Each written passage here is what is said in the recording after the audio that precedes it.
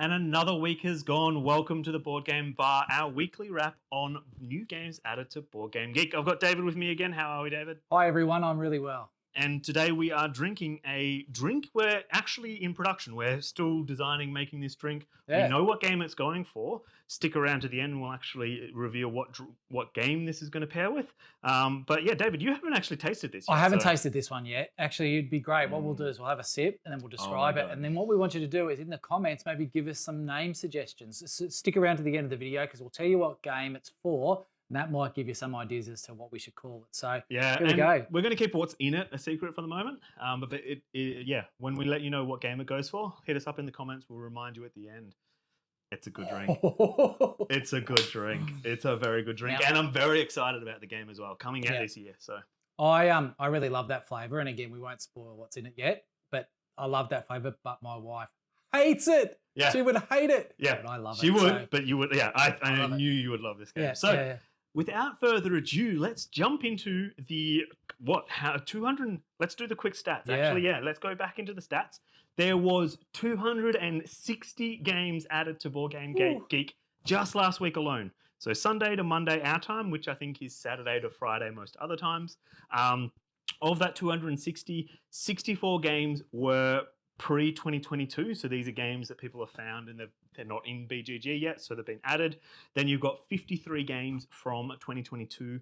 You've got 125 games from 2023, or coming out in 2023, and you've got 18 games for 2024. So that is actually just from last week. In one 7-day period, 260 games added to Board Game Geek. Pretty scary numbers. So what was the number again? Give me that number again. 260. Well, it's now 261 because we found one in the last 24 hours to add to that list. And you've snuck it in. You snuck it in. That one in. It's going to appear probably this weekend, next week. Because you're very excited about it. I'm going to sneak this one in. People will be excited. You need to stick around to the end of the video to see what that is because the last 24 hours, one more has jumped onto that.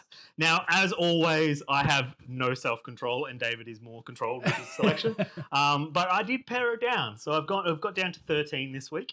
And you've actually increased. You've got it up to 6 this week. So we're starting to get a bit closer to a better, closer number. So without further ado, let's jump into it.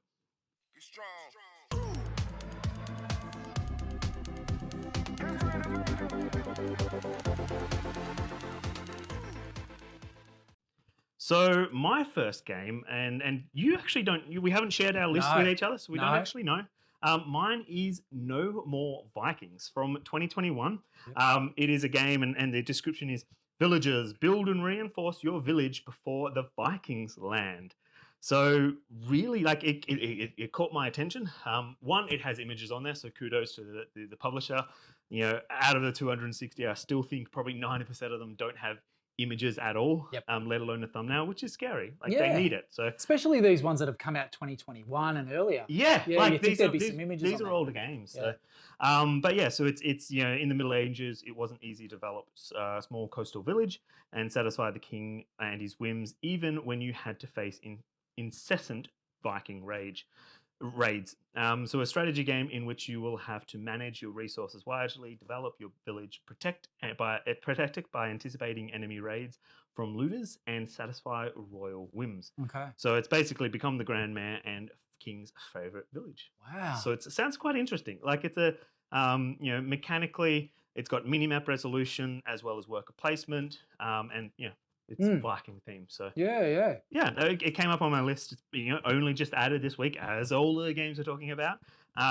It seems quite good. 2 to 4 players, 30 minutes by Frank Drevon and Goliath Games. And what was the name of the game again? It is No More Vikings. No More Vikings. Looks quite interesting. So, second on my list, I am not going to try and pronounce.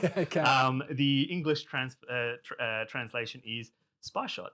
And it is a thematic spy drinking party in a box. Oh, right up our alley. So I saw it, I'm like, yep, that's a game for us. So am I for us, yeah, absolutely.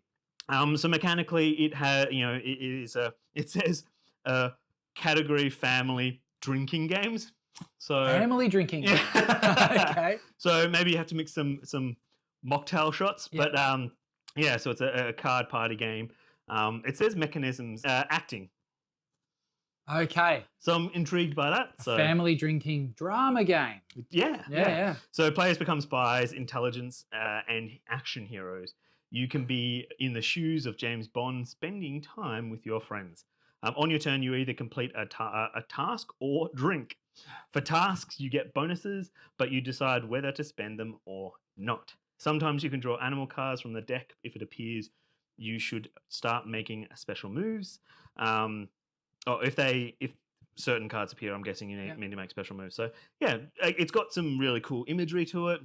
I do have some concerns, but obviously the images, unfortunately, board games and games in general, video games, are probably more problematic to it. Mobile games, the over sexualization of things. So little concerns about maybe they've kind of gone that way, but that's only based on one image. I can't judge a whole game based on that. So it'll be interesting. So it's not like the Red Dragon Inn, which is where the drinking component is cards. This is an actual drinking game. This seems like it could be. So I'd be interested in having a look. And again, this is not saying that I'll run out and grab this. It's more of a, hey, this one piqued my interest. Yeah, check it out. Yeah. So your first game on the list. So my first game is called Bigfoot, designed by Zach Tomac and published by Flying Guy Games. And Bigfoot is a game of exploration and deduction, where players race to find Bigfoot. And set in the wilderness of Bigfoot country, players must explore the map in search of evidence of the mysterious creature, and then finding enough evidence will allow players to decode the location and clue cards around the board, eliminating symbols from their hunt.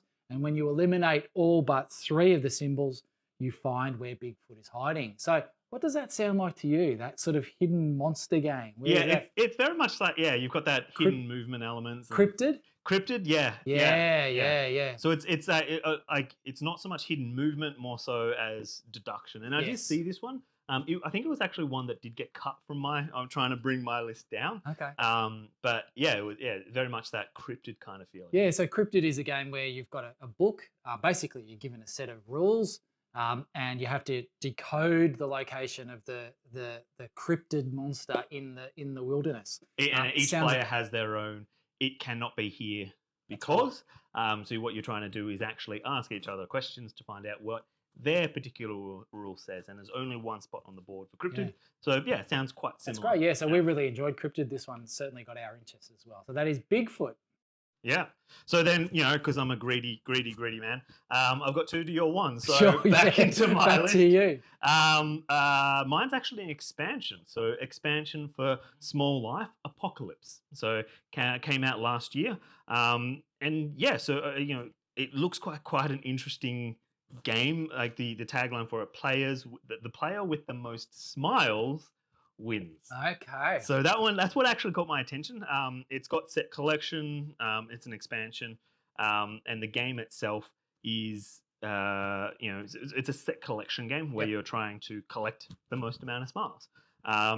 The goal of the game is to build your life and make success out of it. The cards represent different events of your personal and professional life, so love, money, etc. You're just trying to collect the most happiness and joy. So it looks quite interesting. Again, it is an expansion, so it would have to be built with the base game in mind. That was an interesting one that jumped out at me. Cool. Yeah. What's your next one? The next one's it jumped on my list, and it was one I was like, oh, I'll remove that when we get to the end. Like I was like, I knew that I was going to have to remove some games. The first to cut, yeah. And when it came to cutting, I couldn't cut it. Okay. I was just like, this is such a unique premise, and it's called Capitan Bacon. Capitan Bacon. So Captain's Bacon Pigrets started a greedy fight to get the treasure. So basically, it is a hand management memory set collection game. Okay. Where strong player interaction. The main mechanics is the hand management, but that set collection and memory is important. To win, you must get your hand treasures of the same kind, so being 3, 4, or 5. Okay.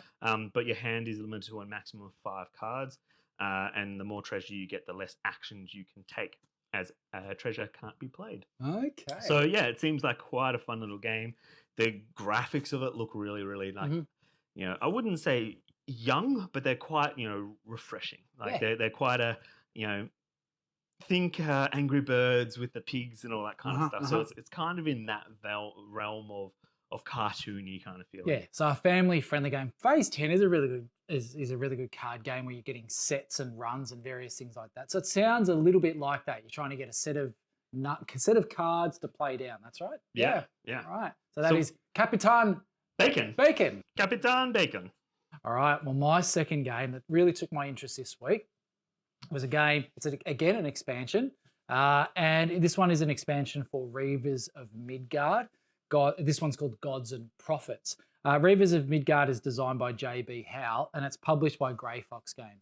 Reavers of Midgard is in the Champions of Midgard universe, and this one's a little bit different. And it is, even though Champions of Midgard does have the worker placement mechanism to it, this also has a worker placement, but you're placing dice as your movement. As your workers, and so there is again a little bit of set collection, some dice combat, and some engine building.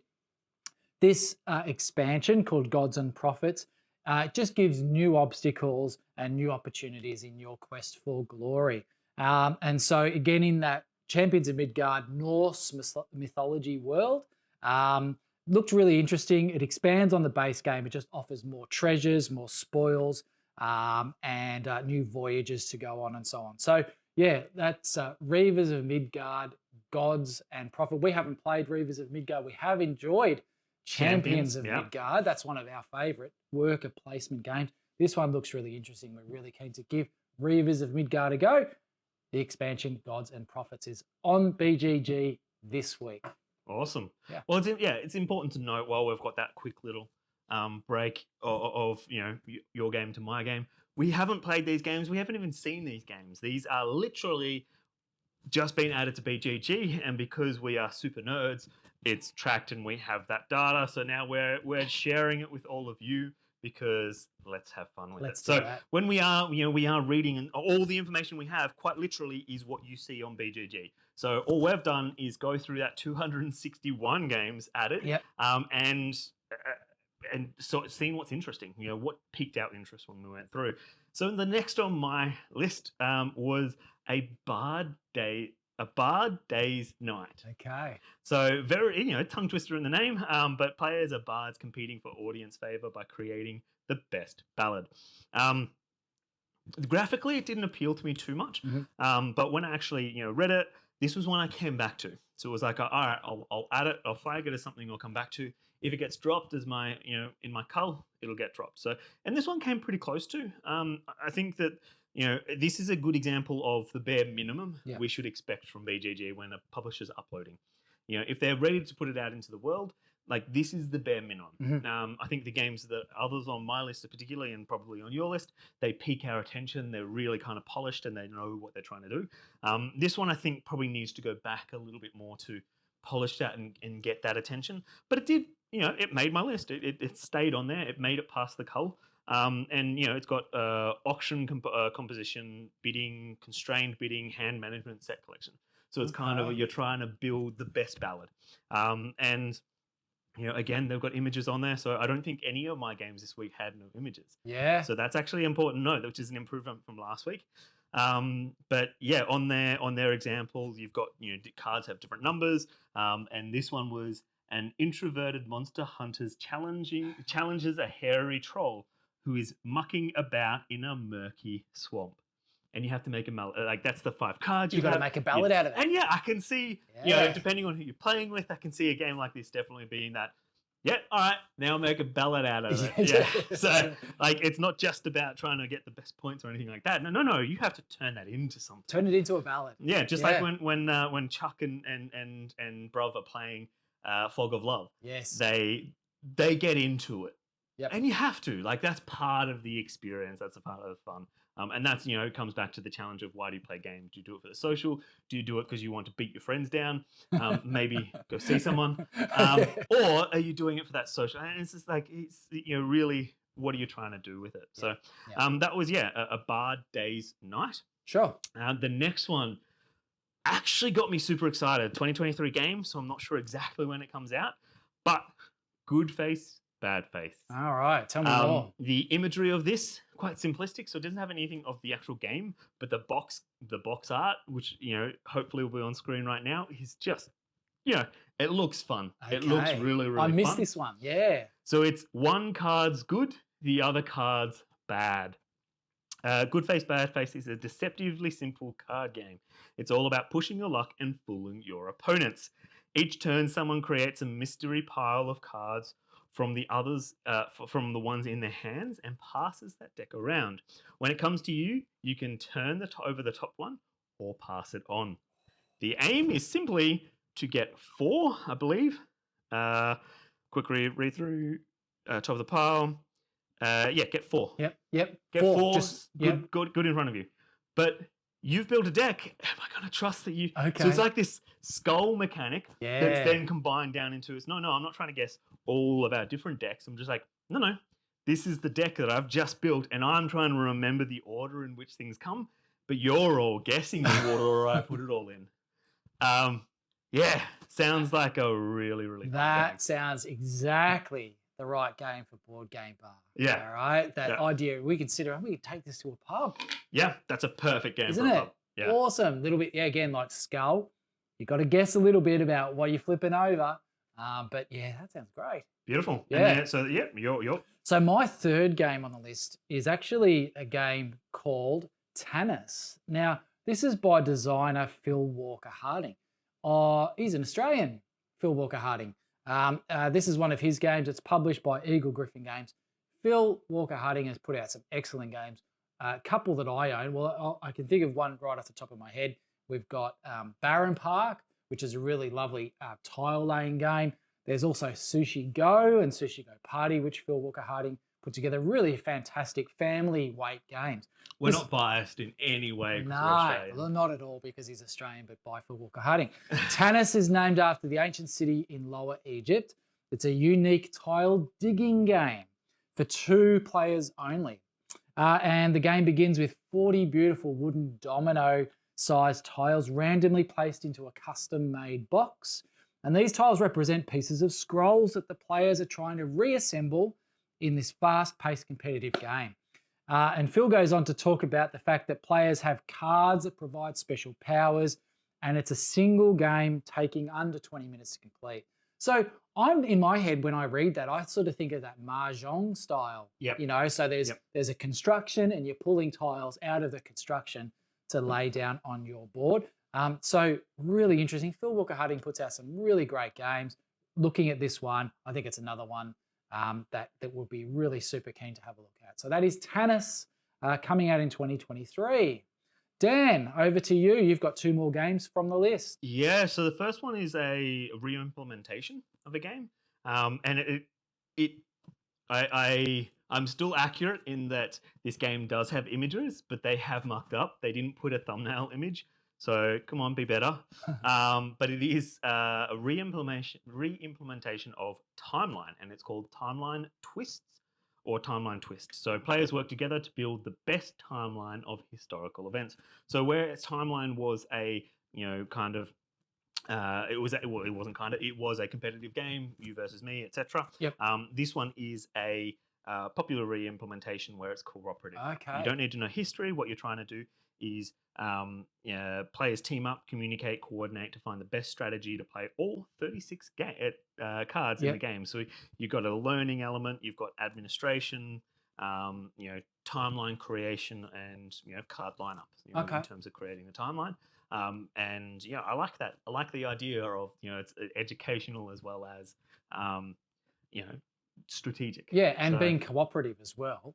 Yeah, it really brings that social side of things together, doesn't it? Yeah, so from the description, I think, and again, knowing what Timeline was, Timeline Twist does kind of seem and feel like a history version of the mind. Yeah. Which sounds very, very cool. So do you think you'll be able to communicate with each other, or? Well, it's got a communication point, but I think it might have limited communication. I don't know. And again, the description is rather vague, and unfortunately there's not really any more information on there. So again, as with any of the publishers of this, if you're seeing this, hit us up, let us know. We'd love to give this coverage. Obviously, we're already talking about it, so why not actually connect with us and we can have a better in-depth conversation. So then next on my list, because again, I'm greedy. 2 to 1 here. We're going 2 to 1. 2 to 1. Go for it. Heart of Ice. So this one is a search for a mysterious artifact in a dangerous post-apocalyptic winter world. It's a fun one to try and say on one breath, so I should have taken a breath first.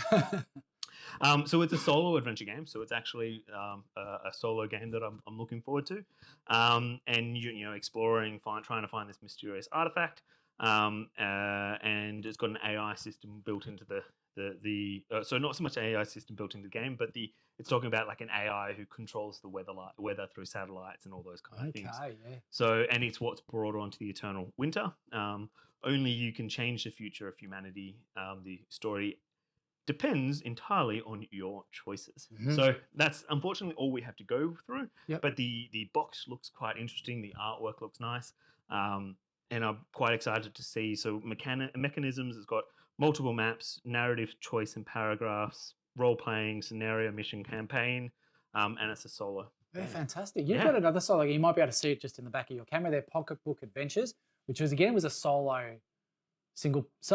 game, right? Solo adventure game, Yeah. So, and it's it's kind of like a point and click, but it's not. So you got your pencil and you lift it up, and you got to try and drop it, place it down, just in a swift movement. So you have to go up, down, and that's the targeting system. Do I hit? So you go from the point where they are to the target, and if you hit your target, certain things happen. And the same with the monsters when they attack. They attack, and certain things will happen. So that solo adventure game works, doesn't it? It does. Yeah, absolutely. Yeah. So really excited for what's that game again? That is Heart of Ice. Heart of Ice. Well, my next game, again from a really popular publisher, a really well-known publisher. It's an IP that I really enjoy. It is Marvel. No, it's not. It's not Marvel. There's no Marvel this week. There was a Marvel, and I thought you might have brought it up. I did see it, but I thought... Actually, there was two. Yeah. Yeah, there was two. I did see one, but I had to sort of leave that. I just had to leave my geekdom to one side just for a moment. Tapestry. This is an expansion for Tapestry. Tapestry Fantasies and Future. Designed by Chris Scafidi and Mike Young and published by Stonemaier Games. And so in Tapestry, we haven't played Tapestry, but I would really love to. It is on Board Game Arena, and I'm keen to give it a go, but I'm a little bit daunted by the teach and playing in a competitive space without really knowing what the game is about yet. But in this expansion to Tapestry, we've now got parallel universes. And so parallel universes are now abundant in the world of Tapestry. And the Fantasies and Futures expansion gives players the opportunity to build civilizations using fantasy and sci-fi inspired civs, tech, tapestries, and cities. Now, I love a good civ game and a good city building game. I actually really enjoy playing Civilization on PC, and I've just got a new one on PC called Humankind. I love that civ kind of 4X style game. So this one looks really interesting. Would love to give Tapestry a go. Please tell us in the comments if you've played Tapestry and you really enjoy it. What do you enjoy about it? I want to dive into Tapestry. It's had some mixed reviews. Some people have really enjoyed it. Yep. Some people thought it was a little bit dry. We've liked Stonemaier Games. Yeah. And in fact, Stonemaier just this weekend released a game.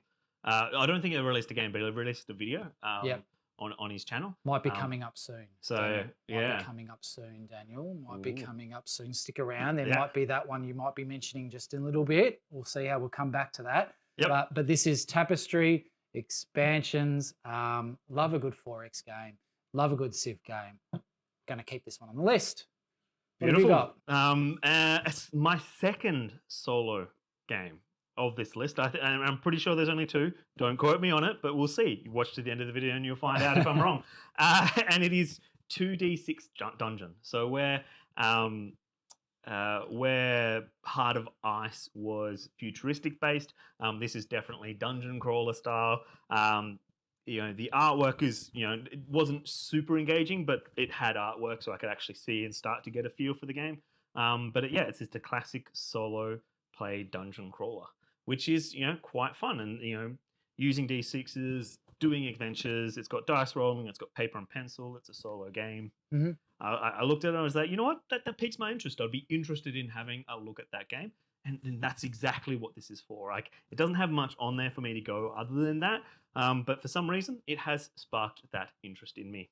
We talked about this in our last episode as well, about the boom in solo games in the last 2 to 3 years. Mm-hmm. I don't think, and correct me if I'm wrong, but I don't reckon you would have been a solo gamer No. pre-pandemic, right? No, I wouldn't. Yeah. And I think even now, like a hostage negotiator, rat catcher, I really enjoy them, but I more enjoy playing them with someone else. Usually someone pointing and laughing at me. So for instance, I'll be playing hostage negotiator and Kate and Holly will be doing their own thing, laughing their heads that I'm just going, like, so, but that to me, it's that social part, them enjoying and engaging in that way. But then, I played a lot of them when I was in, I've had COVID twice. So, when you're in lockdown, solo games are perfect. Like, yes, you could do BGA and TTS, and I'm a big advocate for it. I build TTS mods for publishers, but it's only a, it's, what's the word I'm looking for? It's not a replacement. Yep. I would never, if you gave me the option of playing it on TTS or playing it in person, even BGA, it doesn't matter how good you get it, I want that face-to-face interaction. It's very much that I'm enjoying the solo games, but most of the time it's because I've got people that are laughing at me while I do it, or we're playing the solo game together, or things like that. I really like the solo games, and I've got a number of big box solo games as well, and really enjoy just sitting down just one night, quiet night, kids are in bed, and just having some time there. Yep. But it has certainly a really trending part of the industry, right? Yeah, absolutely. Yeah. And I think that's something that can grow a lot more as well. I think that there's a lot more coming out because of it. There's a lot more exploration. And I think, multiplayer games are going to benefit from that too. So there's a lot of learning that could be had. Next on my list is Trakita, which is collect sets of mythical animal tokens and form perfect triquettas. Okay. But yeah, it is, the artwork looks amazing. They've got wooden tokens. They've got some really, really fun, really engaging game. Like I look at the imagery from it, and I was just like, yep, that's on my list. It was one that, again, not too much information, but as soon as I saw the artwork, I was like, yeah, that's in. That's a game that I'll be quite interested in looking at. So fantastic. My next game on the list that caught my attention. Now, everybody needs a good roller coaster board game. I can't think of one, although hang on, we featured one recently on our last video called Unfair, which is not quite a roller coaster game. It's a theme park. But it's a theme park. Yeah, you can make roller coasters. You can certainly make one. This one looks like you can actually physically make a roller coaster on your table. This one's designed by Scott Arms. Now, Scott Arms has been prolific designer, and so this one's been published by Pandasaurus Games. It says, "Welcome to Roller Coaster Rush, a coaster building game with oodles of kinetic fun. Each game, you and your friends get to create your very own working plastic roller coaster. Start by bidding on the best coaster parts, and then you flip your engineer cap on and use physics to build the best coaster you can. Using marbles." Yep, I did see this one. Yes. Yeah. So I'm really keen to check this one out. Of course, Scott Arms did all of the Tiny Epic games. Did he? Yes, he did. So Tiny Epic Galaxies. What else? There? Tiny Epic Mechs. There's all sorts of Tiny Epic games from Scott Arms. This one sounds fun. Again, Roller Coaster Rush, Scott Arms. Let's check that out. Comes out in 2023. Beautiful. Yeah. And I believe you've got one more, yes? I have got one more. I've got three more, so okay. I'll do two. You do your last one, and we'll finish on mine. So my next one is Door to Door. And if you're still watching, you'll actually see the point where I was wrong. And I do have a game on my list that doesn't have any images in the thumbnail or in the images section. But this one looks quite interesting. It's one that was also, I'll put it in the list, and I potentially could chunk it, especially because it didn't have any imagery to further engage me. But it is, the tagline is build a city and deliver secret items to secret locations. So effectively, it seems like it's divided into two parts, where as a group or as players, you're going to build the city and the parks and all those kind of things. And the second part of the game is you're going to have packages that you then have to deliver to set locations. So it seems quite interesting. It Like it does seems seem like a quite interesting dynamic of Yep. I'm going to build this city and then now I'm going to deliver. So Yeah, yeah, seems quite interesting. it does sound interesting. Yeah, a city builder. A city builder. And then second last on my list, Sentinels of the Multiverse Definitive Edition Dispiration? Okay. I was like, disapparation? No, it's dispiration. Inspiration. So comes out 2024. So this is a look into the future. Sentinels of the Multiverse is actually one of the first kind of games I really got me into the hobby. Like there were some other ones that I got in, but yeah, that was the one that really, really got me into the hobby itself. I don't think I know you've got Sentinels of the Multiverse. I've got pretty much everything. Yeah. I don't think I've played it. You haven't played it? No, you've got another game called Heroes Wanted, which I do, which is quite good, but I don't think I've played Sentinels of the Multiverse. It is, and it's funny because it actually goes against a game that you're gonna hate me for saying. Yeah. You know what it is? I know what it is. Marvel Champions. I know. So, but I would much rather play Sentinels of the Multiverse over Marvel Champions. Not because I don't like Marvel. I actually do like Marvel. It sounds like I don't, but I do. But I think Sentinels has more. I think more building to it, whereas Marvel can rely on that. We're Marvel, just buy it, have fun. Yeah. Sentinels, they've had to do a lot of work in there. Is it perfect? No, it's still an old game. Like Sentinels of the Multiverse is actually quite an old game. Yep. If we go back and have a look, Sentinels first came out in 2011. Okay, yeah. So it's actually getting on 12 years. Yeah. So it's actually quite an older game. And it's great that they're still supporting it too, with extra expansions and so on. Yeah, absolutely. Yep. So let's jump into your last game. Yeah, well, we've built up to this one because this is the one that was added in the last 24 hours. So that made it from 260 to 261.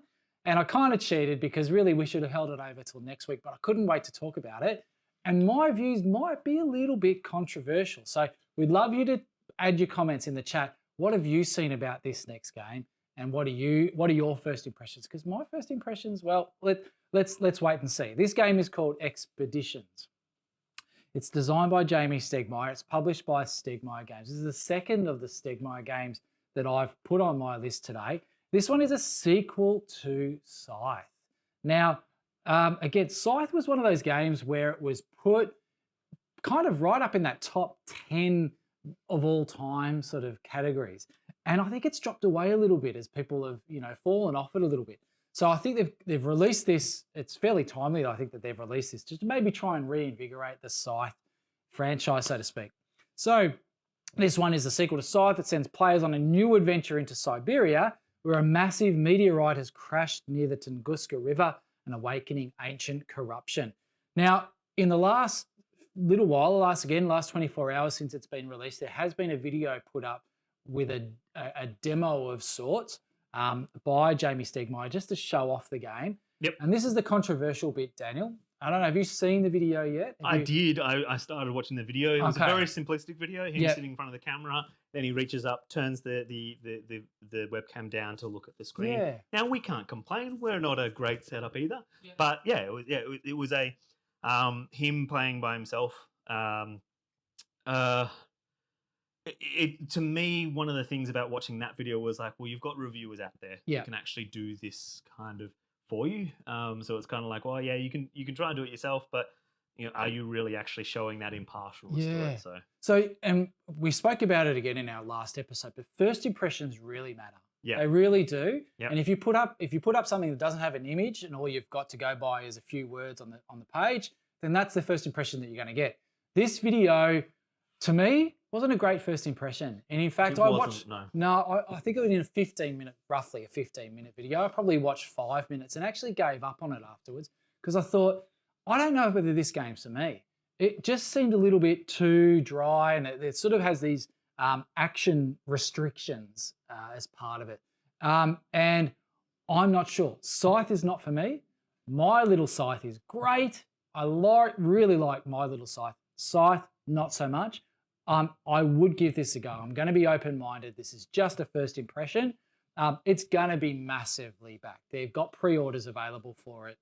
Open right now. It's going to get a massive following. Yep. I'm just going to wait and see what other people talk about. And I'd really like to give it a go, but I'm just going to wait and see. So is it a Kickstarter or is it It's just not. a pre-release? No, so it'll Just release pre-release. on the Stonemaier pages, and again, Stonemaier do a great job. Yep. But I do feel like they're really heavily leaning into the toy element, the Yep. minis that they put out there Well, I to think attract people. from my understanding, I'm not sure if they're doing 2 editions and you've got the metal minis and then Okay. you've got the plastic minis. Yeah. That could be a misunderstanding in terms of what he was saying on the video, Yeah. but that's the feeling I got. There was an edition that had all of the metal minis and there was an edition that had plastic minis. So it'd be interesting to see. Yeah. Yeah, I'm interested into having a look, and it does look different to Scythe, but Yep. it physically looks very different. I'm just not sure about it yet. I want to learn more about it. But that is Expeditions, put out by Stegmaier Games, released in the last 24 hours and now on BGG. Check it out. Stegmaier or Stonemaier? Sorry, Stonemaier. Stonemaier Yeah, Games. yeah, Sorry, yeah. Stonemaier Get the Games. publisher right, David. Jeez. Oh, God, sorry. Stonemaier. Beautiful. And that leads into my last game, and that is Grand Central Skyport. This one is a 2024 game, so it's coming out next year. Basically, you're operating one of the largest airship skyports in the world. It's got admin upkeep releases. Theme is airship and blimps. Like, come on, like that's Okay. a fun Yeah. theme. So you have to efficiently operate your station and attract more prestigious tycoons to crown your city the Grand Central Skyport. So it seems like it's got a bit of a kind of Euro kind of feel to it.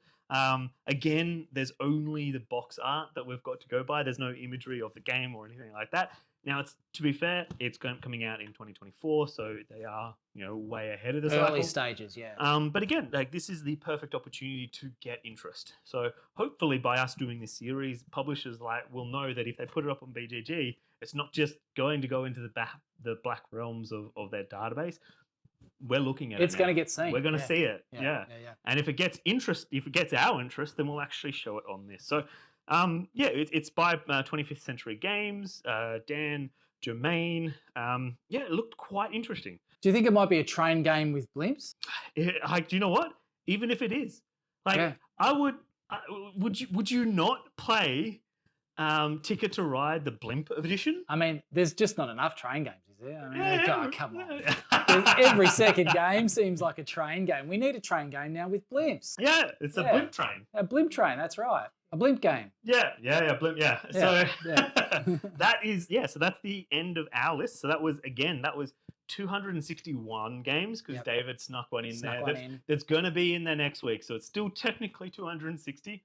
And yeah, that was quite exciting. Of those lists, which would you be most excited for or wanting to actually follow up to try and get a copy of? I actually really like that the game you mentioned about the good card and the bad card. Good Face, Bad Face. Good Face, is Bad also Face. mine. That's my pick. That's the one that I'm Yeah. just like, I want that game. Yeah, that sounds so fascinating, but so simple. Simple, but it would be something that seems like it would be quite engaging. Yeah, So. I think that's the one.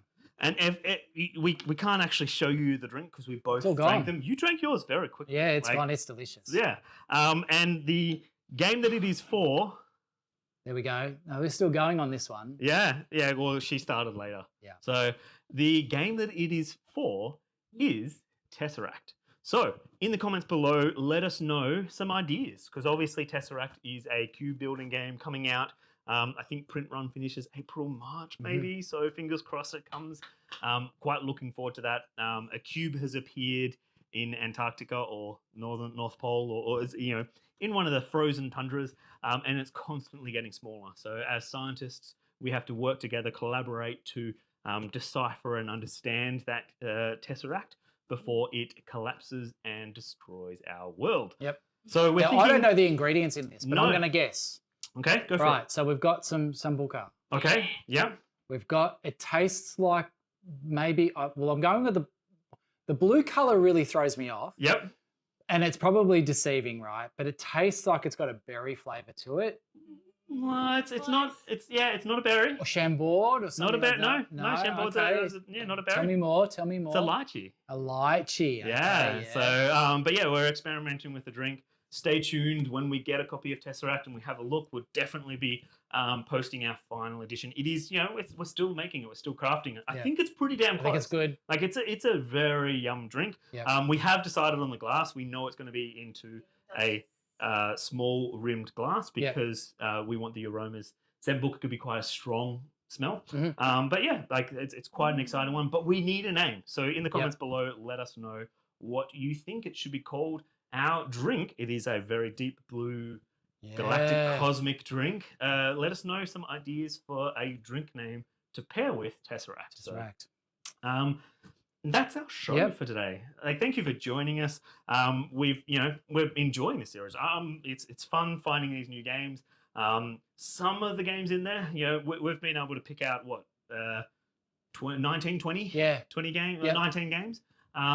Of 260, that's not many games. So we probably need to, pick up get the publishers to really think about before they're putting it on BGG. But I think that no one's been looking at this so far. So let your favorite publisher know, and also let your friends know. Share the video if you can. If we've earned it, let us hit that subscribe button, the like button, and we'd love to hear your comments as well. Definitely.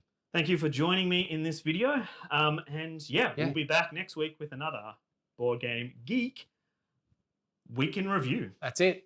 Thanks everyone for watching. Drink wisely and game wildly. Thanks all. Bye. Bye-bye.